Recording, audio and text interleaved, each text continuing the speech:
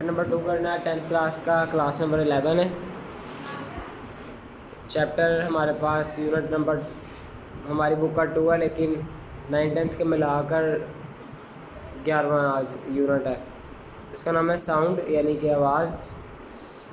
तो जैसे हम पढ़ते हैं कि हर चीज़ जो वाइब्रेट करती है वो वेव्स उसमें प्रोड्यूस होती है, और वेव्स प्रोड्यूस होने से कई चीज़ों में साउंड भी पैदा होता है।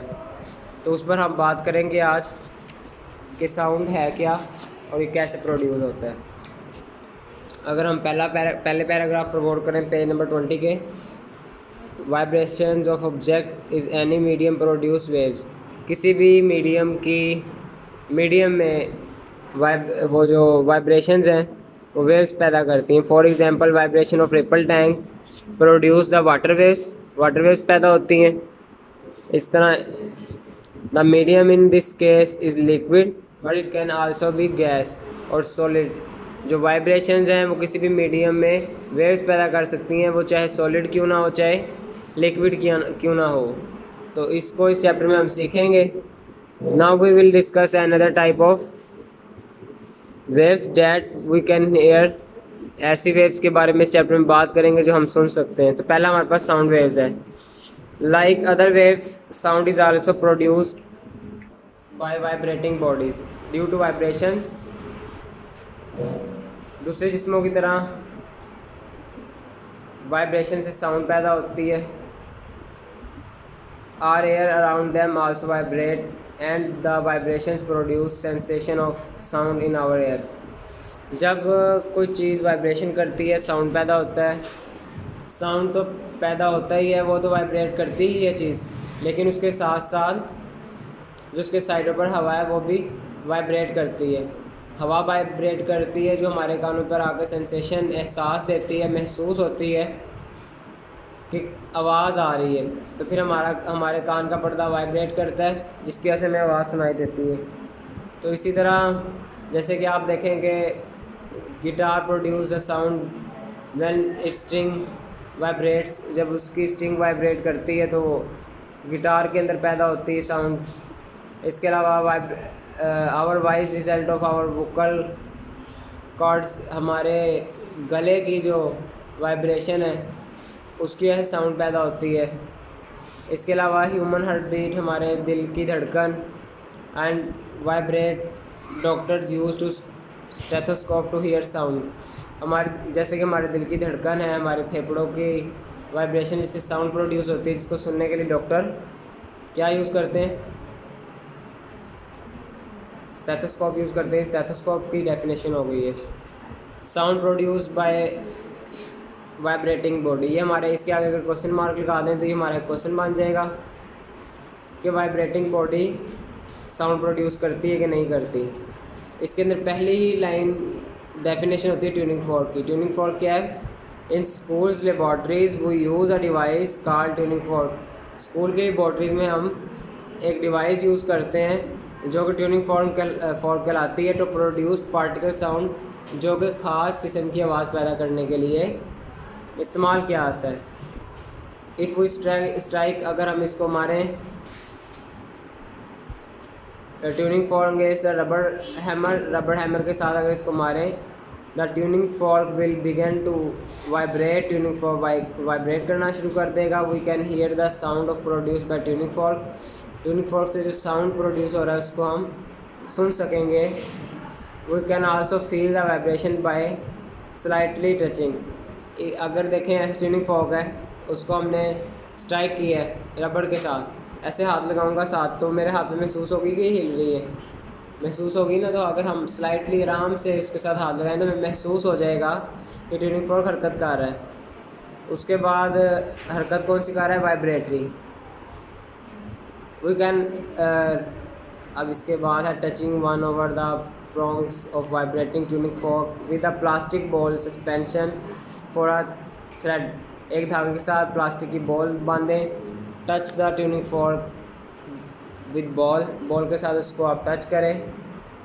बॉल स्टार्ट वाइब्रेट, तो बॉल स्टार्ट कर देगी वाइब्रेट होना। इससे हमें पता लगेगा, जैसे डायग्राम नंबर 11.3 में है। ट्यूनिंग फॉर्क को बॉल के साथ टच किया है, बॉल के अंदर वाइब्रेशन प्रोड्यूस हो गई है। वाइब्रेशन प्रोड्यूस क्यों हुई है? क्योंकि इसके अंदर वेव्स थी, एनर्जी थी, जिसकी वजह से बॉल ने हरकत शुरू कर दी वाइब्रेटरी। ठीक है, इसके अलावा हमने करना है नाउ इफ़ वी डिप, अगर हम इसको डिबो दें, किसको? ट्यूनिंग फॉर्क को, वाइब्रेट कर रहा है, into a glass of water, पानी के गिलास में, वी विल सी स्प्लैश, तो हम इसमें क्या देखेंगे? छींटे उड़ती हुई देखेंगे। What does make the water splash, किसने पानी को पुरतश बनाया? From this activity we can conclude the sound is produced by vibrating bodies.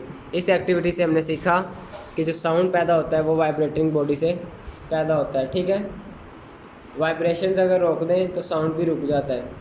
जैसे देखें, एक बंदा गिटार बजा रहा है तो उसकी स्ट्रिंग्स हिल रही हैं, डोरियाँ हिल रही हैं, रस्सियाँ तारें हिल रही हैं, आवाज़ आ रही है। अगर तार के ऊपर हाथ रख दिया जाए तो वो आवाज़ नहीं आएगी। इस तरह एक ढोलकी बज रही है, ढोल बजाया जा रहा है, तो हम ढोल का जो डायफ्राम है उसके ऊपर अगर ज़ोर से हाथ रख देंगे तो उसके अंदर आवाज़ प्रोड्यूस नहीं हो सकेगी।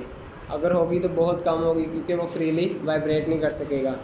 तो हम किस नतीजे पे पहुँचे कि साउंड प्रोड्यूस होती है वो वाइब्रेटिंग बॉडी से ही होती है। ठीक है, without vibration sound can not be produce.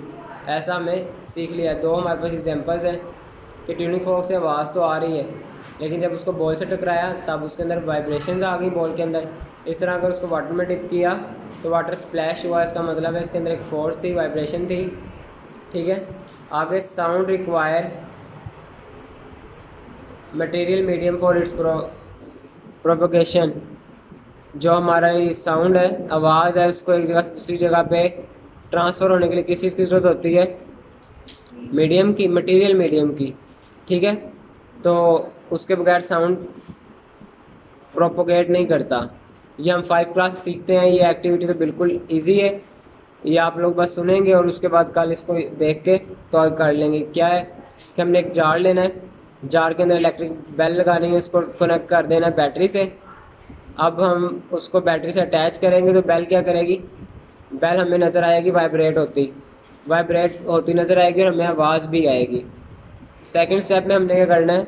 अब हमने इस जार को टाइटली बंद कर देना है, कॉर्क लगा के वैक्यूम कर देना है, इसके अंदर से हवा सारी निकाल देनी है। उसके बाद अब हम बेल को, इलेक्ट्रिक बेल को बैटरी के साथ अटैच करेंगे, कनेक्ट करेंगे।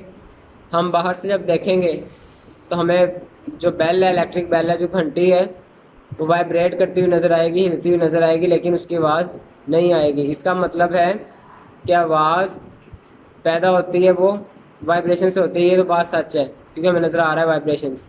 लेकिन दूसरी बात ये भी ज़रूरी है कि हमारे पास क्या होना चाहिए? मीडियम होना चाहिए। अगर मीडियम नहीं है तो आवाज़ प्रोड्यूस नहीं होगी, प्रोपोगेट नहीं होगी। प्रोड्यूस तो होगी नहीं, साथ ही साथ वो प्रोपोगेट आगे ट्रांसफ़र नहीं होगी। क्या जार के अंदर भी आवाज़ नहीं आ रही होगी?